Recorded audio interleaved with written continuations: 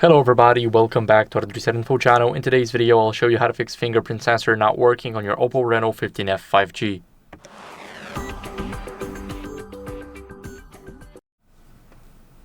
So first, what you guys want to do is clean the fingerprint sensor with a soft cloth. So I got the microfiber cloth right here, and we all know that the fingerprint scanner is, let me show you, the fingerprint scanner is right here at the bottom. So if it's not working for you, then let's go over and clean this up just like this.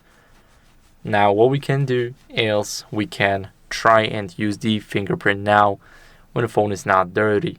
As you guys can see, it went through, but if it's still not going through, then I'll show you what to do. First, we need to go over until we see the settings.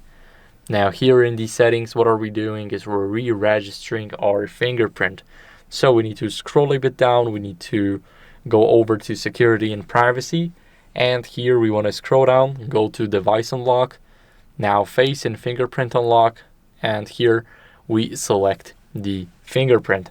So let's enter the password, and here we're going to click on those three dots when it says finger one or whatever it is that you renamed it. For an example, we click on the three dots, we click on delete, and now we click on add a fingerprint. So we're going to click add now, and we need to place our finger on the sensor just like that, and we want to make sure that we follow up with everything that the phone is telling us. So we need to roll the edges now,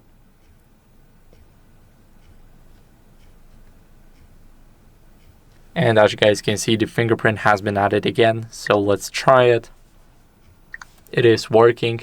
If it's not working for you, then you can remove your screen protector. That can be causing interference, because if it's too thick, if you really care about dropping your phone and you don't want the screen being cracked, you all know that we are always picking the thick fingerprints.